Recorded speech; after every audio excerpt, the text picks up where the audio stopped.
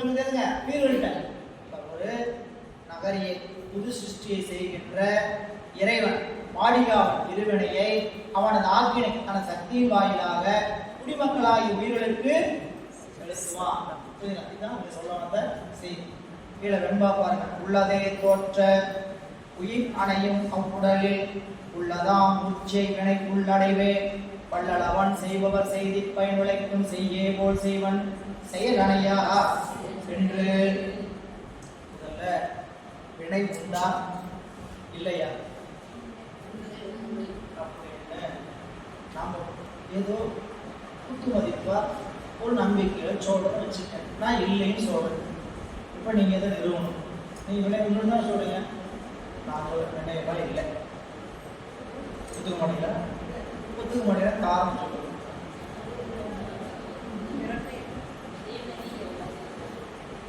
வினை இல்லைன்னா காரணம் சொல்லுங்க.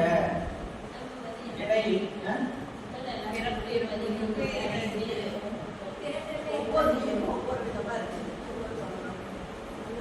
ஏன் அப்படி படைக்கணும்? என்ன சட்டம்? அவர் பிடிச்சிருந்து அப்படி படைக்கிறாரு. சிவபெருமானுக்கு அப்படி பிடிச்சிருக்குது. சரிங்களா? இப்போ நான் வரைகிறேன் ஒரு படம். ஏன் வேற வேற மாதிரி வரைஞ்சி எனக்கு பிடிச்சிருக்கு நான் வரைகிறேன். ஏன் வேற வேற மாதிரி சாப்பாடு செஞ்சு எனக்கு பிடிச்சிருக்கு நான் செய்கிறேன் அப்படின்னு சொல்லி லாஜிக் பேசலாமா இல்லையா? இப்படிலாம் லாஜிக் வராங்க. ஏகப்பட்ட லாஜிக் வந்தாலும் அதை தர்க்க ரீதியா நீ என்ன பண்ணணும்? இல்ல வினை உண்டு அப்படிங்கிறதுக்கு தர்க்கம். உள்ளதே தோற்ற எது தோன்றும்? உள்ளதுதான் தோன்றும். எது உள்ளது? ஏற்கனவே செய்து வைத்துள்ளதுதான் தோன்றும். உள்ளதே தோன்றும். இல்லது தோன்றாது என முதல் சூத்திரம் 2ஆம் அதிகரணத்தின் மேற்கோளில் நிறுவி இருப்பதால் உள்ளதுதான் தோன்று. லைத்த தண்ணி லைத்ததா மலத்தா லைத்தவாறு உள்ளதாக என்ன படிச்சோம் இல்லையோ? எதை வச்சமோ அதுதான் அதை உள்ளதே தோன்று. சர்க்காரியவாதி நிறுவப்பட்டிருப்பதனால் முன்னுள்ள நல்வினை தீவினை என்னும் சஞ்சித வினையே அவன் பயனாகி இன்ப துன்பங்களையும் அவற்றை அனுபவித்துக்குரிய உயிர் தங்கும் உடம்பினையும் தோற்றுவிக்கும். உடம்ப வச்சு நாம் அனுபவிக்கிற இன்ப துன்பத்தை வச்சு சொன்னாலும் இது வந்திருப்பதற்கான காரணம் கண்டிப்பா என்னவா இருக்கும்? இல்லாதது தோன்றாது, உள்ளதே தோன்றும். இல்லது ஒருபோதும் வாராது. அப்படிங்கிற சர்க்கார் விவாதத்தின் காரணமாக ஏற்கனவே நாம் செய்து வைத்திருக்கக்கூடிய நல்வினை தீவினை தான் இப்ப அனுபவிக்கக்கூடிய இன்ப துன்ப நுகர்ச்சிகளுக்கு காரணம் என்று சொல்லி தோற்றுவிக்கும். அப்படி தோற்றுவிக்கும் போது உயிர் அவ்வுடலில் அணையும். அப்பொழுது அந்த இன்ப துன்பங்களை சடமாகிய உடம்பு அனுபவிக்காததால், அந்த இன்ப துன்பங்கள் உடம்பு எந்த வகையில படைக்கப்பட்டிருக்குது? இருவனிக்கு தக்க உடம்பு தான் படைக்கப்பட்டிருக்குது. உடம்பும் சரி, வாழ்க்கையும் சரி, தனு கரண புவன போகம், நம்மளுடைய வேறு இளவு மூப்பு சாக்காடு எல்லாம் ஆறும் கருவுள் பட்டது வினையினார். அனுபவிக்கிற அத்தனை என்னதுங்க? ஜாதி ஆயுள் போகம் கடன் என்று சிவபிரகாசத்தில் வர அத்தனை செய்தி என்னதுங்க? வினையினாலதான் நம்ம அனுபவிக்கிறோம். அப்ப அந்த வினை ஏற்கனவே செய்து வைத்தது தானாக என்னாகாது, உடம்பு அனுபவிக்காது. அப்ப அதுக்கு என்ன பண்ற சொல்ற?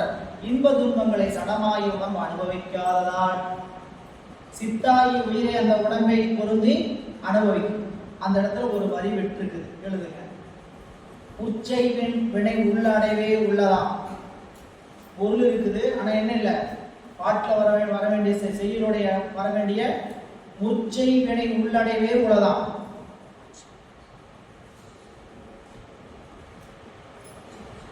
முச்சை வினை உள் அடைவே உளதாம். அவ்வாறு அனுபவித்து ஒளிந்தார். இறைவன் இன்ப துன்பத்தை உயிருக்கு கூட்டினாரா? உடம்ப கொடுத்து வினைப்பலனை உடம்ப கொடுத்து இன்ப துன்பத்தை கூட்டினாரா? அதை அனுபவித்து ஒளிந்தார். அப்படி அனுபவித்து ஒளிந்தார். அவ்வாறு ஒளிந்தால் என்ன எழுதலைங்களா? முச்சை வினை உள்ளடைவே. அந்த இடத்துல கோடு போட்டு எழுதணும். எங்கேயாவது எழுதி வச்சுன்னா எதுக்கு எழுதிருக்கீங்கன்னே தெரியாது. அந்த பாட்டோடைய விளக்கம் சொல்லிட்டு வர இடத்துல அந்த செய்யுளுடைய வரி இல்லை. அந்த இடத்துல ஒரு ஏறா மார்க் போட்டு சைடில் ஓரத்தில் எழுதணும். முச்சை வினை உள்ளடைவே உள்ளதாம். எப்படி எழுதிங்க பரவாயில்ல. நீங்க எங்க நீங்க ஏறா மார்க் கொண்டு போய் எங்கேயாவது கூட்டி போய் வச்சுட்டீங்கன்னாலும் சரி.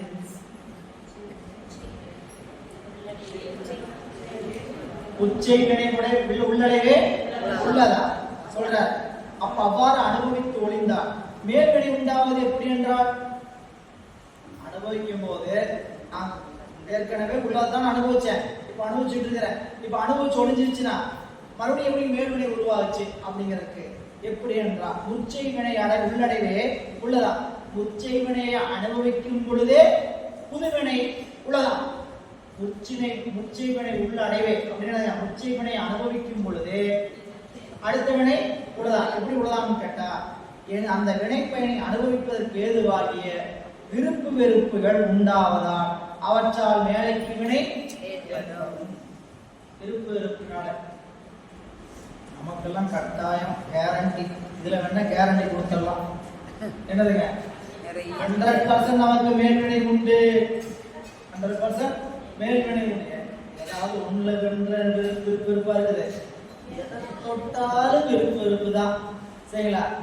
அதனால விருப்பு வெறுப்பெல்லாம் என்னைக்கு ஒளியது பட்டினத்தான் சொல்ற மாதிரி எக்காலம் சாமி என்னைக்கு ஒளியது சிந்திச்சு பார்க்க வேண்டியதான். நம்ம நெறியில நின்று நெறியில் நிக்கிறவனமே எப்படி யாரையும் விருத்தலும் அதாவது விரும்புதல் என்னதுங்க, அதுதான் எல்லாம் அப்படின்னு நினைக்கிற வாழ்க்கை இல்லை. நமக்கு விருப்பம்னு என்னன்னு கேட்டீங்கன்னா அதுதான் எல்லாம் நினைக்கிறது. இருக்கிற வரைக்கும் எல்லாவற்றையும் சிவம் கொடுத்ததுன்னு அனுபவிக்க வேண்டியதான். போச்சுன்னா சிவம் எடுத்துக்கொண்டது அப்படின்னு உலகத்துல பாட்டலே எத்தனையோ படிச்சாச்சு. செய்யப்பட்டுவான் கொடுத்தவனே பறித்து கொண்டாண்டி அப்படின்னாச்சு. கொடுத்தவன் தான் எடுத்துக்கிட்டான். ஆனா எடுக்கும் போது சம்மதமாகுதுன்னு கேட்டா சம்மதம். இறைவன் அந்த வினைப்படனை ஊட்டுகிறான், அந்த உயிர் அனுபவிக்குது. ஒரு பொருளை அனுபவிக்கும் போது மேலைக்கு வருவினை ஏது எண்ணில் பாட்டுல மேலைக்கு வருவினை ஏது எண்ணில் அங்கன் விருப்பு வெறுப்பு என அறி. அவ்வளவுதான். மேலைக்கு வருவினை ஏது எண்ணில் அங்கன் விருப்பு வெறுப்பு என அறி. அந்த வினைவெல்லாம் மூலத்து வினை பயன்பாம் எண்ணில் அந்த வினைப்படனை ஏன் விருப்பு வெறுப்பு வந்துச்சு, இப்ப ஏன் அப்படி வந்துச்சுன்னா அதெல்லாம் முன்னாடி செஞ்சுட்டு வந்த வினை அப்படின்னா இப்ப அந்த வினை எப்படி மேல உருவாச்சு அப்படின்னு சொல்லுவாங்க. ஆகாமி வினை எப்படி உருவாச்சு அதான் இங்க சொல்றாரு. அப்படியானால் வினையே பயனாக வரும் என்று கூறினால் போதுமே. எந்த இடத்துக்கு வந்துட்டான்னு பார்த்துக்க. நீங்க இல்லாத தோன்றாது ஏற்கனவே செஞ்ச வினையினாலதான் இப்ப என்ன பண்ணிட்டு இருக்கிறேன், இன்ப துன்பத்தை அனுபவிச்சுட்டு இருக்கிறேன். சரிங்களா? இப்போ இன்ப துன்பத்தை அனுபவிக்கும் போது விருப்போட சேர்றதுதான் மேலை வினை வருது, ஆகாமி வினை வருது. அடுத்த பிறப்பு காரணமாகுதுன்னா எது செஞ்சுக்கிட்டு இருக்குது இந்த செயலை? முன்னாடி வினை இப்ப இன்ப துன்பத்தை குடிச்சது. இப்ப இன்ப துன்பத்தை அனுபவிக்கும் போது அடுத்த பிறப்புக்கு காரணம் ஆயிடுச்சுன்னா யாரு ஹீரோங்க? வினைதானே. அப்படியே அவரே வச்சுக்கலாங்க ஹீரோவா. எதுக்கு சிவபெருமான போய் நீங்க ஹீரோவை வச்சு சொல்லிட்டு இருக்கிறீங்க அப்படின்னு கேள்வி கேட்ட பதில் சொல்றார். அப்படியானால் வினையே பயனாக வரும் என்று கூறினால் போதுமே. அவ்வினை பயனை உயிரிழத்து ஊட்டுவதற்கு இறைவன் வேண்டும் என்று கூறுவதற்கு என்ன காரணம் என்றால், செய்பவர் செய்தி பயன் வினைக்கும் செய்யே ஓமே சொல்லிட்டார். செய்பவர் செய்தி பயன் விளைக்கும் செய்யினா விளைநிலம்.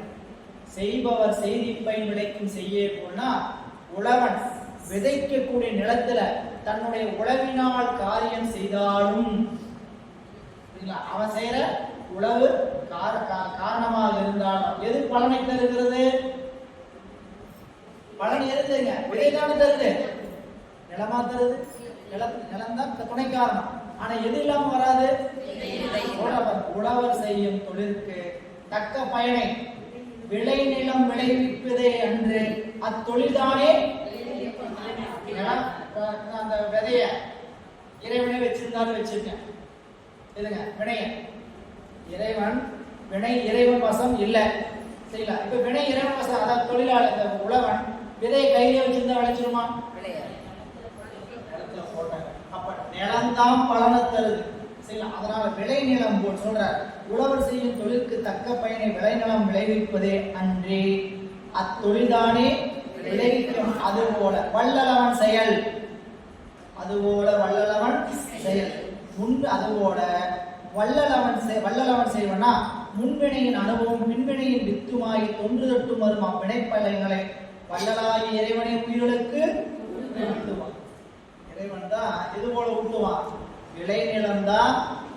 பலனை தரும். இதை போல எது போல உழவன் செய்கின்ற உழவுக்கு விளைநிலம் பயனை தருவது போல உழவனாக சிவபெருமானம் விளைநிலமாக வினையின் பலன் தருவதை போல சொல்ற.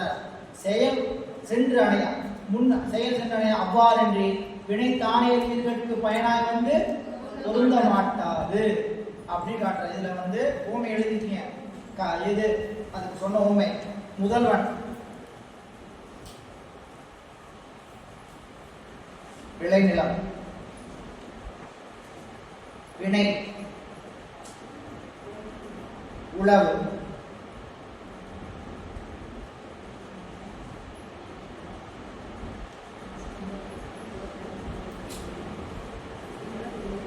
அடுத்த பக்கத்துல பாருங்க. இந்த 66வது பக்கத்துல இந்த வெண்பாவில் விளைநிலம் முதல்வனுக்கு ஓமை, உழவு தொழில் வினைக்கு ஓமை, உழவர் உயிர்க்கு ஓமை. ஓமைகள் அனைத்தும் ஏகதேசமே. எங்க ஓமை சொன்னாலும் இதை முற்று ஓமை நினைச்சு கூடாது. ஏதாவது ஒரு உதாரணம் சொல்லி விளக்கினார்னா அதை எல்லாத்துக்கும் பொருத்திடக்கூடாது. அது ஏகதேச அப்படின்னு ஒரு முறை தான் பொருத்தணும். அப்படி கருத்து இருக்குது. அந்த ஏகதேசம் சொல்றார். இந்த வெண்பாவில் விளைநிலம் முதல்வனுக்கு ஓமை அப்படின்னு நீங்க கற்பனையா மறைஞ்சு பார்த்துக்கணும். நிலம் போல யார் இருக்கிறா? முதல்வன். அடுத்தது உழவு தொழில், உழவன் செய்கின்ற உழவு தொழில் எதுக்கு சமமானம்? வினை. அந்த உழவு தொழில் உழவர் யாருக்கு ஓமை? உயிர். உயிர் உழவன். உயிர் செய்கின்ற வினை உழவு தொழில். எதுல செய்யறாரு? விளைநிலத்தில் உலகத்தில் செய்யறாரு. அந்த விளைநிலை யாருக்கு ஓமை? முதல்வனுக்கு ஓமை. முதல்வன் என்ன செய்யறாருங்க? அவன் செஞ்ச விளைச்சலுக்கு தகுந்த உழவுக்கு தகுந்த மாதிரி நிலத்துக்கு என்ன கொடுத்துறாரு? பலனை கொடுத்தாரு. அடுத்தது அவ்வினைப்பயனை உயிரை அறிந்து எடுத்துக்கொள்ளாது. சாங்கியர் அவங்க கடை வர்றாங்க. முதல் எடுத்துக்காட்டு வெண்பால கடைக்கு வந்தவங்க யாருன்னு கேட்டீங்கன்னா உலகாயுதர், புத்தர், சமணர். இவங்கெல்லாம் வினை இல்லைன்னு சொன்னவங்க. வினை உண்டு, வினை பலன் தான் நமக்கு உயிருக்கு வந்து அமைகிறது நிறுவிட்டார். அடுத்தது வினைப்பயன் உயிரை அறிந்தெடுத்து கொள்ளாது. அவ்வினையை செய்வதனில் அவ்வினைஞர்தாம் சென்றங்கு அவ்வினையை காந்தம் பசாசம் போல் அவ்வினையை பேராமல் ஊட்டும் பிரானில் நுகராறில் ஆதாம் அறிந்து அணைப்பார் அங்கு கொண்டு போட்டு இருக்குது. வினைப்பலனை தானே நான் உயிர் எடுத்து அதாவது வினைப்பலன் தானே உயிரிட்ட போய் சேருமா? சேராது. ஏங்க அப்படி சொல்றீங்க? ஏன்னா சடம் உயிர்கள் தானே எடுத்துக்கொள்கின்ற அறிவது இடத்துல இல்ல. அடுத்த ஓமை இந்த இடத்துல வினை எப்படிப்பட்டது? சடம். அதுக்கு ஒரு ஓமை காட்டுறாரு. காந்தமும் இரும்பு கல்லு போல. இரும்பு கல்லுல என்ன ஆற்றல் இருக்குது? இரும்புல இருக்கிற ஆற்றல் இல்ல. காந்த கல்ல இருக்கிற ஆற்றல். காந்தம் யாருங்க? காந்தம் உயிர். சரிங்களா? இரும்பு கல் என்பது வினை. காந்தம் உயிர், இரும்புக்கள் வினை. என்ன பண்ண முடியாது? இரும்பு தானா வினை போய் இரும்பு கட்டு போகுமா? காந்தமாவது இருக்கிற ஆற்றல் தானே நிறுத்தருமா? என்ன பண்ண? யார் வரணும்? ஒருத்தர் வரணும். அந்த ஒருத்தர் தான் செய்யணும். அப்போ வினைப்பலனை இந்த இரும்பு போய் தானாவும் காந்தத்துல சேராது. காந்தமும் தனக்கு அந்த இந்த இரும்புகிட்ட போய் நான் சேரணும்னு சேர்ந்து கொள்ளாது. சேர்த்த வேண்டிய ஒரு வந்து என்ன பண்ணா உரியவன் சேர்த்த வேண்டும். அது போல வினைப்பலனை இறைவன் தான் கூட்டுறது. எல்லா உண்மையும் எதில் அடங்கியிருக்கு. ஆனா இங்க எதை சொல்றான்னு கேட்டீங்கன்னா அவ்வினையை செய்வதனை அவ்வினையதாம் சென்றாங்க அவ்வினையை காந்தம் பசாசம் போல் அவ்வினையை பேராமல் விட்டும் பிரானில் நுகராரே ஆதான அறிந்து அணைப்பார். நான் கீழே பொருள்வாரு காந்தம் பசாசம் போல் அதை படிக்க வேண்டியது இல்லை. இரும்பை இழுத்துக் கொள்ளும் ஆற்றல் காந்தத்தினிடத்தில் இருந்தால் இரும்பு நேராக இல்லையானால் இரும்பு இருக்கிடம் சென்று காந்தம் இரும்பை இழுப்பதே இல்லை. ஒருவன் காந்தத்தின் நேராக இரும்பை காட்டும் போது காந்தம் இரும்பை இழுத்துக் கொள்ளும். அதுபோல அவ்வினையை பேராமல் விட்டும் பிரானின் வினைப்பயனை அனுபவிக்கும் ஆற்றல் ஆன்மாவிடத்தில் நம்மள்ட்ட என்ன இருக்குது? வினை அனுபவிக்கிற ஆனாலும் வினை எடுத்துக்கொள்ளும் பேரு ஆன்மாவிற்கு இறைவன் அவரவர் செய்த வினை அவரவருக்கு பெறலாமல் கூட்டும் பொழுது கூட்டாம பெறலாமல் கூட்டான்னு எத்தனை படிச்சாச்சு.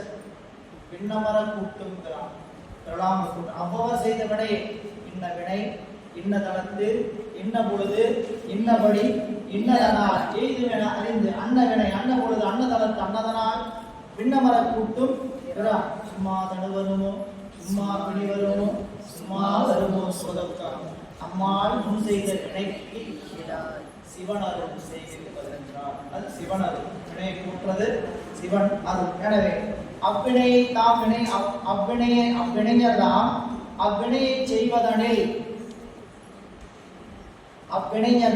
அவ்வினையை செய்வதிலே சென்று அங்கு அவ்வினையை நுகராரே ஆதாம் அறிந்து அணைப்பாராம்.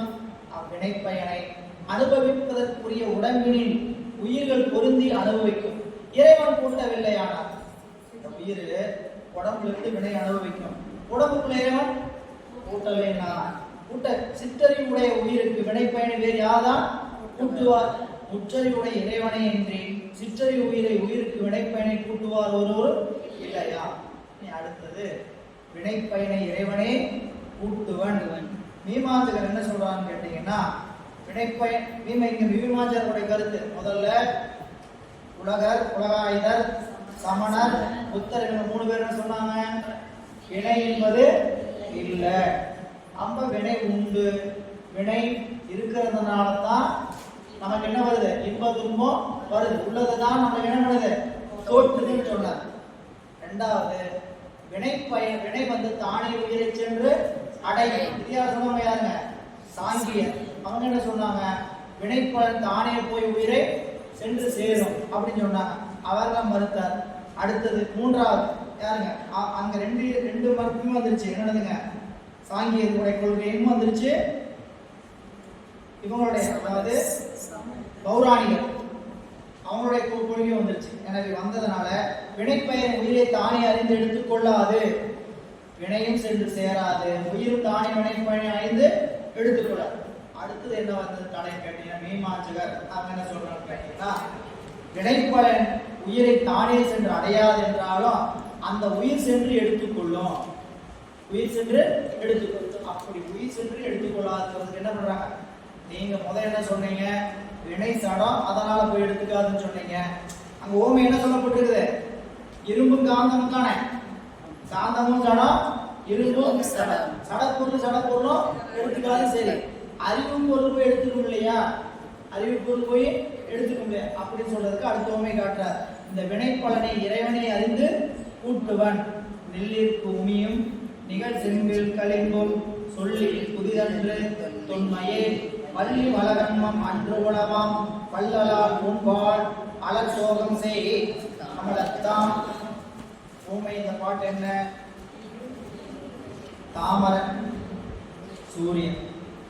சரிங்களா? ஓமை பாட்டுக்கான ஓமை என்ன கேட்டீங்கன்னா தாமரை. பாடல் பாருங்க. நெல்லிற்கு பூமியும் நிகழ் செம்பில் கலிங்கும் சொல்லி புதிதன்று. நெல்லுல பூமியும் சொல்லு புதுசா தொன்மை. அதுபோல வள்ளி மல கண்மம் அன்று உலகம். வள்ளினா மாயை, மலம்னா ஆணவம், கண்மம்னா மாயை, இது வினை. இது அன்று உலகம் அப்படின்னு அனாதியே உள்ளது. மாயை ஆணவம் கண்மம் என்னும் மும்மலங்களும் ஆன்மா உள்ளால அன்றே உள்ளனவே அன்றே இடையே வந்தன அல்ல. இதுபோல கமலத்து அலர் சோகம் பொன்வாள் செய் வல்லலாம் ஆயினும் அம்மும்மலங்களும் தத்தம் செயல்களை தாமே செய்ய. இதெல்லாம் எப்ப இருக்குது? சிவபெருமான என்னைக்கு இருந்தாரே அன்னைக்கு என்னென்ன இருக்குது? ஆனாலும் கண்ணும் மாயை இதெல்லாம் இருக்கு. ஆனால் அது என்ன செய்யாது? தானே தத்தம் தொழில்களை செய்து கொள்ள மாட்டார். அதுக்கு அவ்வாறு செய்தல் எதுவோட பாருங்க. ஆயினும் அந்த மும்மலமும் தத்தம் செயலை தாமே செய்ய என்பது இங்க இடையில சொல்லப்பட்ட செய்தி. இறைவனாலேயே செய்யும்.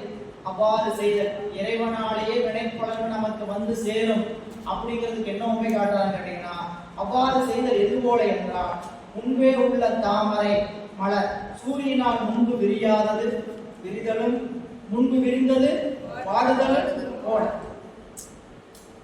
சரிங்களா? முன்னாடி தாண்டி வினைப்பலன் இருந்துச்சு. அது இது போல தாமரை கிழங்குக்குள்ள தாமரை இருக்கா இல்லையா? இருக்கு. அது எல்லா தாமரை கிழங்குல அப்படியே இருக்குதா இல்லையா? இருக்குல்ல? இருக்குங்களா இல்லையா? தெரியுமா சொல்லுங்க. இப்போ 10 பேரை 10 தாமரை கிழங்கு கொடுத்தாச்சு. ஒரே நேரம், ஒரே தண்ணிக்குள்ள, அந்த நிலத்துக்குள்ள ஒரே நேரத்துல ரெடி ஸ்டார்ட் பிகின் 1 2 3 எல்லாம் பூணுங்க உள்ள விதைச்சாச்சு. சரிங்களா? ஒரே இடம், ஒரே நிலம், ஒரே விதை, ஒரே நேரத்தில் விதைச்சாச்சு. வெளியே வரும்போது ஒரே மாதிரி தாமரை கொண்டு வந்துருமா? ஏன் வரல?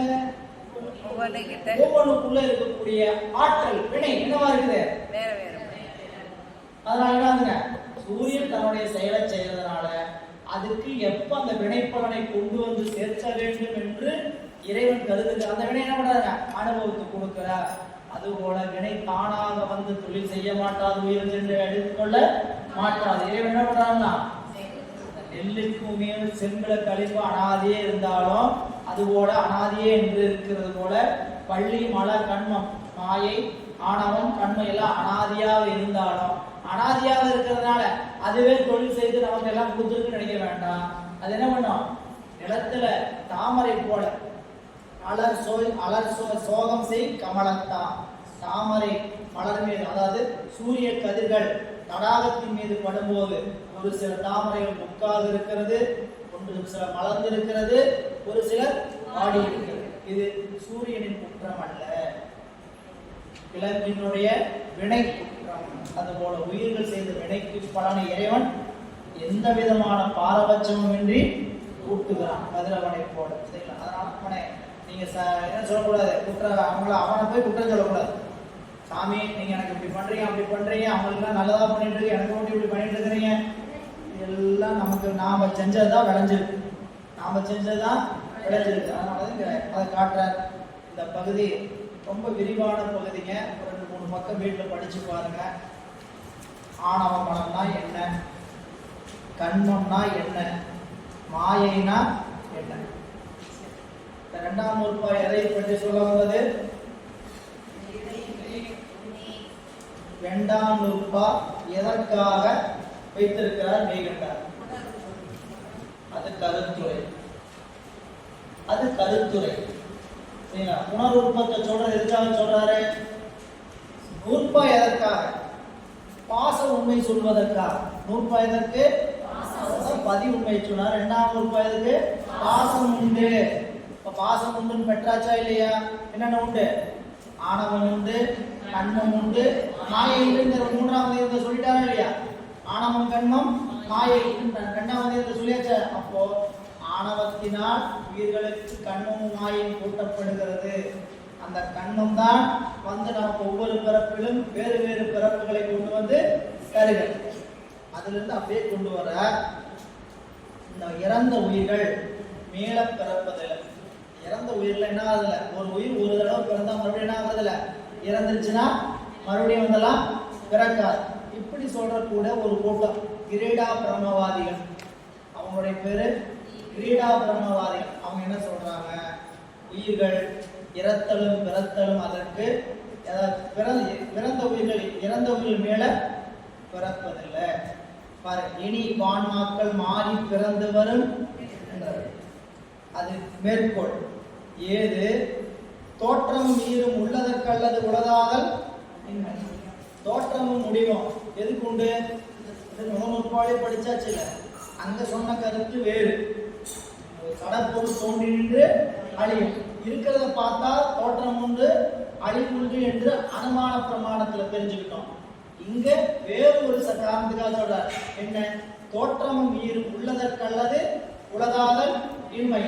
ஒரு உயிர், ஒரு உடம்பு ஒவ்வொரு உயிருக்கு தோன்றி இருக்குன்னா அந்த உடம்பு எப்படிப்பட்ட உடம்பு? அந்த உயிருக்கு ஏற்கனவே ஒரு பிறப்பு பிறந்து மாறி வந்திருக்கக்கூடிய பிறப்பு. இப்ப இருக்கிற உடம்பு அழியுமா அழியாதா? அழி. அப்ப இந்த உடம்பு தோன்றி இருக்குது ஒரு நாள், இந்த உடம்பு ஒரு நாளைக்கு அழி. உள்ள தோற்றமும் ஈரும் உள்ளதற்கல்லது உலகாதல் இன்மையா. இதுக்கு சொல்ற பாருங்க, உற்பத்தி நாசமாகி இரண்டும் தொடர்ச்சியாக உள்ள பொருளுக்கு மட்டுமே தோன்றுதல் கூடும். உயிருக்கு தோற்றமும் அழிவும் உண்டா இல்லையாங்கிறதுக்கு வேற ஒரு முறையில் முதல் நூற்பாலை பார்த்தோம்.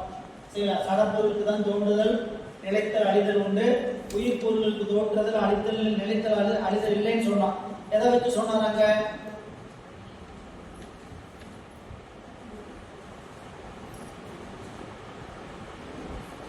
எதை வச்சு சொன்னார்?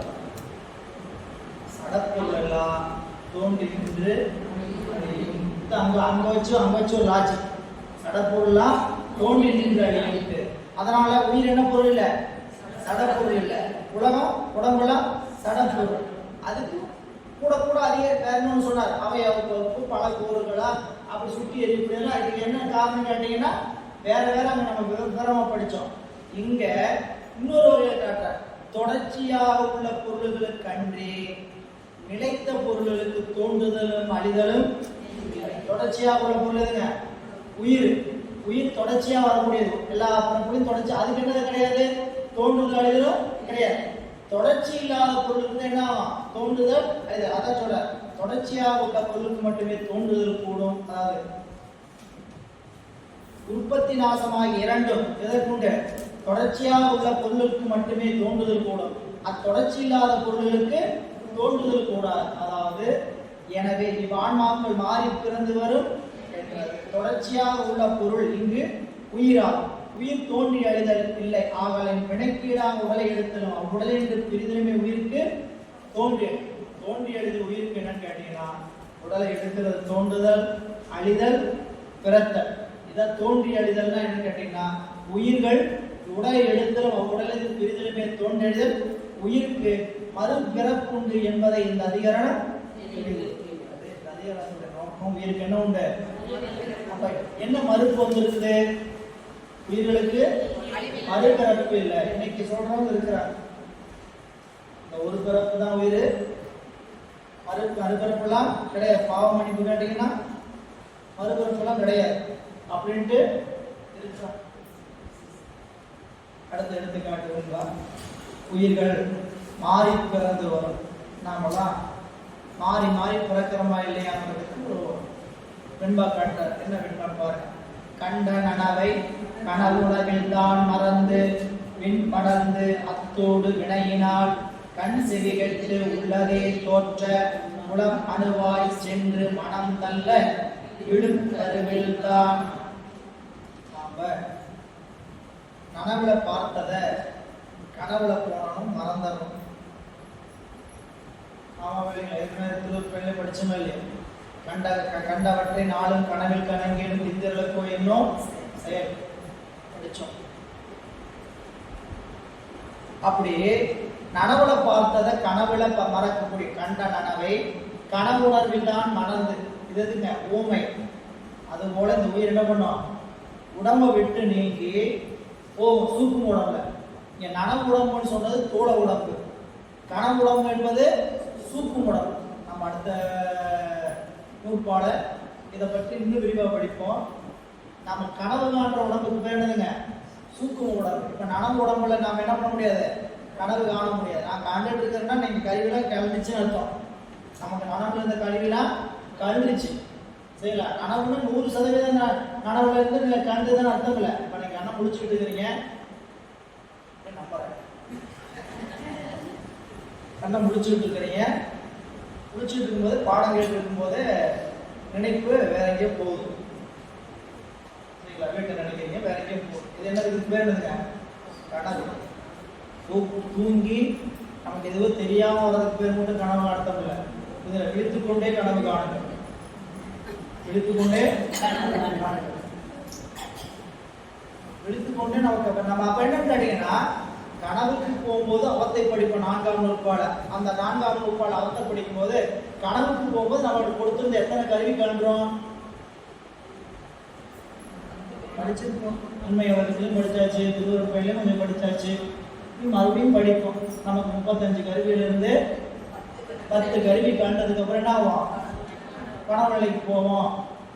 சரிங்களா? அந்த கனவு நிலையிலிருந்து மறுபடியும் உறக்கநிலைக்கு போகும்போது 22 கருவி கண்டு போயிடும். அப்புறம் 3 ஒரு கருவி போவோம், 2 இருக்கும், அப்புறம் 1 மட்டுமே இருக்கும். அப்படி படித்தோம். கனவுல இருந்து கனவுக்கு முன்னும் பேசுவோம். எத்தனை கருவி போச்சு? 10ன்னு பேருக்கு சொல்லப்பட்டாலும் நமக்கு இருக்கிற கருவிகள் மொத்தம் 96. 36 + 60 தாத்வீகங்கள் இல்ல. அந்த தாத்வீக கருவிகள்ல 1-2 குறையும் இல்ல. அப்பயே ஒரு சில கனவு வந்து அதுவும் கனவு தான். 96ல 35 + 61 இல்ல. 61ல ஒரு கருவி குறைஞ்சு போச்சு. 60 தாத்வீகம் இருக்கு, 35 தத்துவ கருவி இருக்கு. இப்ப எப்படி இருக்கு? நாம விழிப்பு நிலையில எப்படிப்பட்ட விழிப்பு கிடையாதுன்னா 100% விழிப்பு கிடையாது.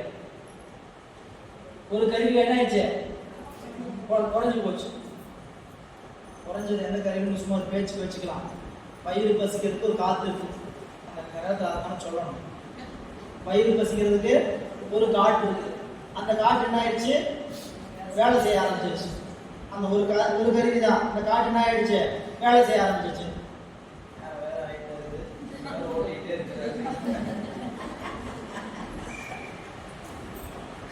எந்திரிச்சு போன சுகந்தி அம்மாவை வந்து ஏதாவது சிங்களை சொல்லுவாங்களா சொல்ல மாட்டாங்களா?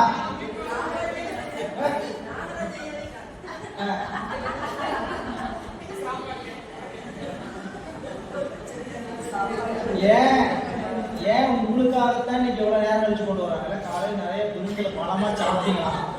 எல்லாம் இன்னைக்கு மூர்த்தனால போனவையே நிறைய சாப்பிட்டு வந்துட்டோம். நல்லா பசிக்கிட்டுங்கிறதுக்காக கொஞ்சம் சிவபெருமானுடைய கருணை, சிவபெருமானுடைய இங்க பாருங்க, கீழே பாடல்ல பொருள் கண் செவி கெட்டு உள்ளதே தோற்ற. கண் செவி முதலிய உறுப்புகளை உடைய இந்த பரு உடம்பு கெட்ட பொழுது, அந்த பூத உடம்பு என்னாச்சு? இறந்தாச்சு. இந்த பூத உடம்புங்கிறது பேர் தானுங்க பரு உடல் இருந்தா. பூத உடம்பு எரியூட்டப்பட்டது இல்லைன்னு சொல்றதுங்க. ஐம்பூத சேர்க்கையினால சில கருவிகள் பிரிஞ்சா அந்த உடம்புக்கு பேரு முன்னுடம்பு. இந்த இப்ப கண்ணுக்கு தெரிகிற உடம்பு பரு உடம்பு இல்ல. பரு உடம்புல இருந்து பூத உடம்பு போனா 5 கருவி நீங்கிடும். அவஸ்தை வேற இல்ல. உடம்புல பூத உடம்பு நீங்கிறது வேற இல்ல. அவஸ்தையில கருவிகள் குறையும், உடம்பு இருக்கும், உள்ளுக்குள்ள நுண்ணுடம்புக்கு போவோம், நுண்ணுடம்புல நின்று கனவு காணுவோம். அது அவஸ்தை இல்ல. ஒரே அவஸ்தைங்க அவங்களோட அப்படின்றாங்க. சரிங்களா? இந்த பூத உடம்புல இருந்து சூக்கும் உடம்பு நுண்ணுடம்புக்கு போற சொல்றோம் இல்லைங்களா? அது தூள உடம்புல இருந்து நுண்ணுடம்புக்கு போய் கனவு காண்றது. கனவுல இருந்து கனவு காண்றப்ப தத்துவ கருவிகள் குறைஞ்சு உடம்பு இருக்கும். ஆனா என்ன பண்ணிட்டு இருப்போம்? கனவுல போயிருக்கும். நனவு உடம்பு இருந்துட்டு இருக்கு. நமக்கு நனவுல நடக்கிறது தெரியாது. ஆனா உடம்பு நீங்கிறதுன்னு சொன்னா 5 கருவிகள் நீங்கிரும். அந்த உடம்புக்கு பேர் என்னதுங்க? பூத உடம்பு நீங்கிறது, தூள உடம்பு நீங்கிறது. அப்ப சூக்கும் உடம்பாய் நுண்ணுடம்பு தான் இருக்கும். அது இறப்பு. அந்த சூக்கும் உடம்பு எப்போ வரை இருக்குன்னு கேட்டீங்கன்னா, நாம இறைவனுடைய திருவடியில சேர்ற காலம் வரைக்கும் நம்மளோட உயிரோட அது பிரியவே பிரியாது. எப்ப கொடுக்கப்பட்டது? முதல் பிறப்புண்டாகும் போது கொடுக்கப்பட்ட உடம்பு 4 உடம்பு படிச்சோமே ஞாபகம் இருக்குல்ல? காரண உடம்பு, கஞ்சு உடம்பு, குண உடம்பு, சூட்சும உடம்பு. சூட்சும உடம்பு குறியட்ட காயம். அதுல எத்தனை கருவிகள் படிச்சோங்க? காரண உடம்புல எத்தனை கருவி? ஒரு கருவி. மாயை மட்டும் கூட்டியிருப்பார். மாயைங்கிற ஒண்ணை மட்டும் கூட்டியிருப்பார். கஞ்சுக உடம்புல கஞ்சுகம்னா எத்தனை கஞ்சுகம்? பஞ்சகஞ்சுகம். பஞ்சகஞ்சுகம் யாராவது வந்துடுறாங்க? காலம், நீதி, கலை, வித்தை, அரா. 5 பேர் வந்தாங்க. எத்தனை பேர் இருக்கிறாங்க அர்த்தம்? சும்மா பேருக்கு தான் மேல 5 1ன்னு சொல்லப்படும். இதெல்லாம் நான் போன வாரத்துல பேராசிரியர் வையாபுரியாவுடைய ஒளிப்பதிவை கேட்டு எனக்கு மண்டையெல்லாம் திருதுன்னு இருக்குது.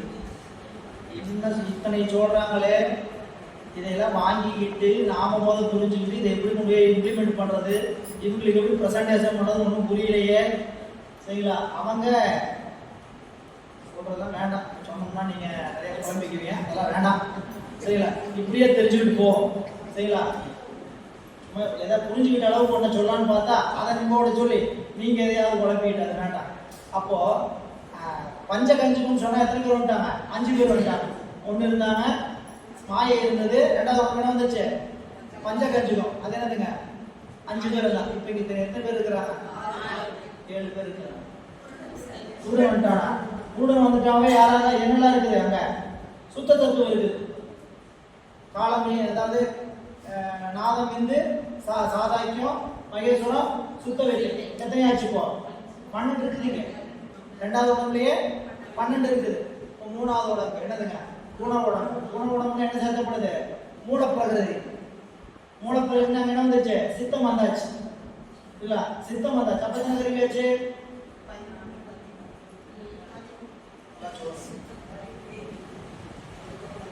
7 மாயை பஞ்சகஞ்சுகம் உடன் சேர்த்தா 7, அதுல 5 சேர்த்தா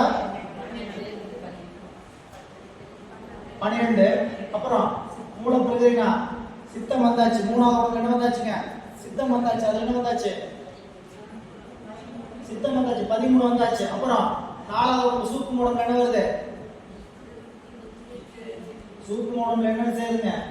மனம், புத்தி, அகங்காரம், அப்புறம் தன்மாத்திரை 5. ஓசை, ஒளி, சுவை, நாற்றம். இப்ப இங்க எத்தனையாச்சு?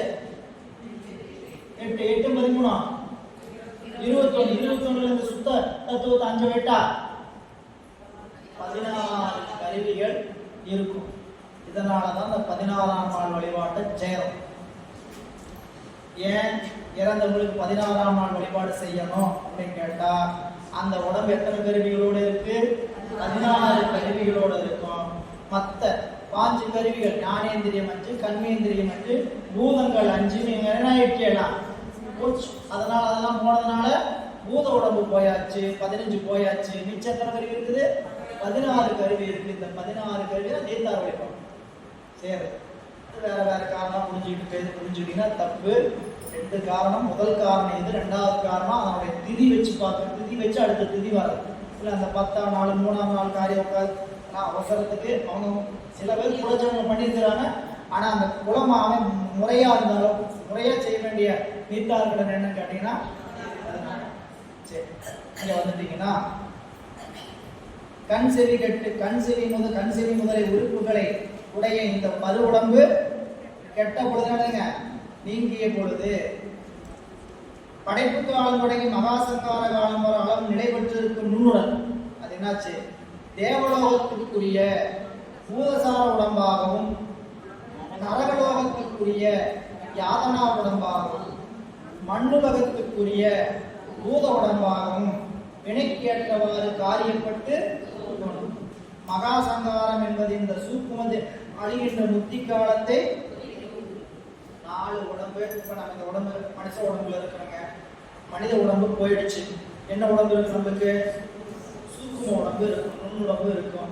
இந்த நுண்ணுடம்புல இப்ப நம்ம இந்த தூள உடம்புல மனித பிறப்புல இருந்து செஞ்சவன் எந்த பிறப்புன்னு வச்சுங்க, வினையெல்லாம் என்னவா இருக்கும்? நல்வினை தீவினையா போயிடுச்சு. இன்ப துன்பத்தை அனுபவிச்சோம். இன்ப துன்பத்தை அனுபவிக்கும் போது என்ன உருவாகிடுச்சு? பாவம் புண்ணியம் இது உருவாயிடுச்சு. அந்த பாவம் புண்ணியம் எங்க போய் ஸ்டோரேஜ் ஆச்சு? நல்வினை தீவினையா ஸ்டோரேஜ் போய் சேர்ந்துருச்சு. இந்த நல்வினை தீவினைக்கு தக்க அடுத்த பிறப்பை கொடுக்கணும். அந்த பிறப்பு கொடுக்கறதுக்கு முன்னாடி இந்த பிறப்புல செய்த வினை இதுங்க நல்வினை தீவினை பக்குவம் அடைஞ்சிருச்சு.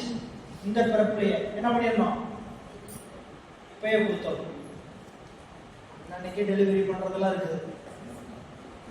இதெல்லாம் நீங்க வரிசையா டைம் டேபிள் போட்டு இல்ல நாம ஏதோ ஒரு காலத்துல செஞ்ச வினை இப்ப வந்துட்டு இருக்குது, அடுத்தது அடுத்த நாள் செஞ்சது வந்துட்டு இருக்குது, அதுக்கு அடுத்தது அடுத்த நாள் செஞ்சுட்டு வந்துருக்கு அப்படின்னு கால அட்டவணை போட்டு விட்டுறான்னு நினைச்சுக்காதீங்க. சரிங்களா? இன்னைக்கு காலையில செஞ்சது இன்னைக்கு சாயங்காலமே வரும். எத்தனையோ பிறப்புகளுக்கு முன்னாடி செஞ்சதும் இப்போ வரும். இதெல்லாம் நீங்க எத்தனை பேர் அனுபவத்தில் உணர்ந்திருப்பீங்கன்னு தெரியாது. அனுபவத்தில் உணர்ந்தீங்கன்னா இந்த வினைய சாமி எப்படி கூட்டுறாரு? இன்னும் இன்னும் போட்டுறாரு அப்படிங்கிறது சிவபிரகாசத்துல 29வது பாட்டு சொல்லுவார். சரிங்களா? தோன்று மாறி வினைப்பலன் எப்படி வரும்? தோன்று மாறி. அது அட்டவணைப்படியெல்லாம் கிடையாது. அட்டவணைப்படியெல்லாம் கொடுக்கறது தோன்று மாறி. சிவபிரகாசத்துல விரிவா இருக்கக்கூடிய செய்தி அதை படிச்சுக்கலாம்.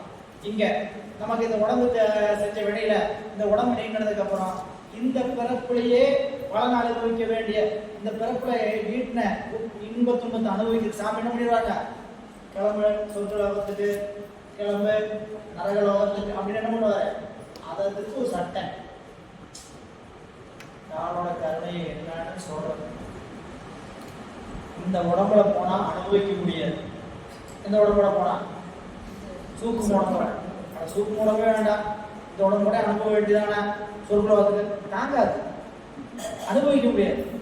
ஏன் இந்த உலகத்திலே நம்மளால இந்த உடம்பை வச்சுட்டு எல்லாம் இங்க வந்து அனுபவிக்க முடியல.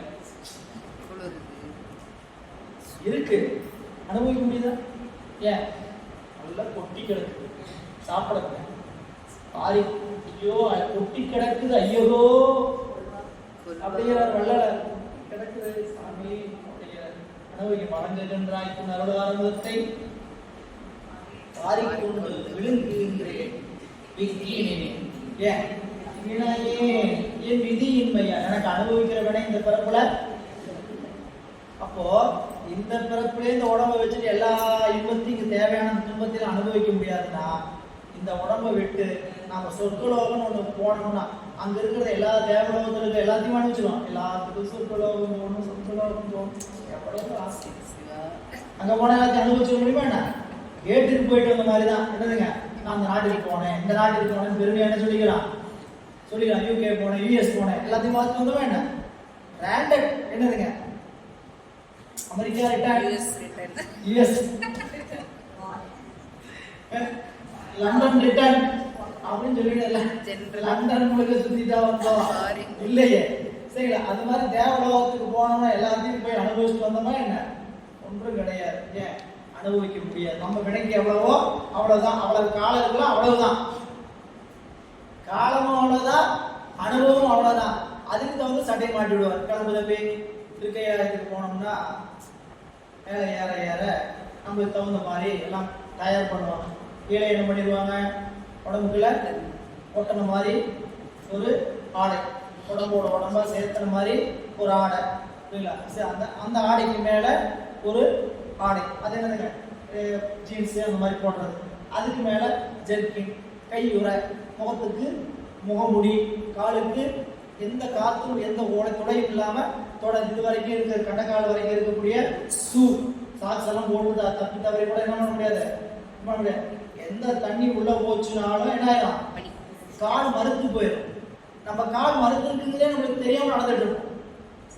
கால் எடுத்துக்கிறது அங்க வந்து ஏதாவது பல்ல இருந்து கடிக்க போடுவோம், ஏதாவது ஓட்டம் போடுதுன்னா தெரியாது. ரத்தம் ஓட்டம் போடுவோம். வெடிகிரி மலையில ஒரு அட்டைப்பூச்சி ஓட்டம் போட்டா தெரியுங்க. அந்த மாதிரி நம்மள ஏதாவது கடிச்சா ஏதாவது ஆன ரத்தம் வந்தா என்ன ஆகுதுங்க தெரியாது. இந்த உடம்பை சாமி அங்க என்ன பண்ற, அந்த அவங்க அங்க போற போது அதுக்கு தகுந்த மாதிரி உடம்புக்கு தேவையான உபகரணம், உடம்புக்கு தேவையான உபகரணம் மட்டுமா கொடுத்து அனுப்புறாரு. உள்ள போடுற உபகரணம் ஒவ்வொரு இடத்துலையும் ஒரு மாத்திரை கொடுப்பாங்க, மாத்திரை கொடுப்பாங்க, சாப்பிடணும். எதுக்கு? உடம்பு ஸ்டேபிள் ஆகணும், ஆக்சிஜன் உருவாகும். போய் ஒரு நாள் பிரயாணத்துல தங்க வச்சுருவாங்க.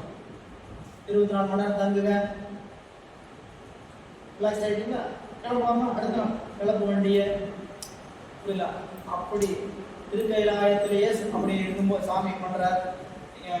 இங்க சொற்குலோகம் போனா என்ன சட்டை மாற்றணுமா, பூதசார சரீரம்.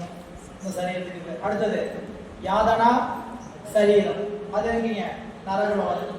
மீண்டும் மண் உலகத்துக்கு வந்தா பூத உடல், இந்த எடுத்துக்கிறோம். இதுக்கு இடைப்பட்ட நிலை தாங்க ஆவி உடம்பு. எந்த உடம்பும் இல்லாம தெரியாது. 4 உடம்போட தெரியுது பேர் தானேங்க ஆவி உடம்பு. அதுவும் இறைவன் போய் அப்படி வச்சிருப்பாரு. எனக்கு அனுபவத்துக்காக சில நாள் உடம்பு இல்லாம திரி விடைப்படம் இப்படி எல்லாம் கூட்டுவா. சரி, நம்ம உணவு இடைவேளைன்னு சொல்லிட்டு அறிவிச்சிட்டாங்க. நேரம் மதியம் வாங்கி சாப்பிடுவோம்.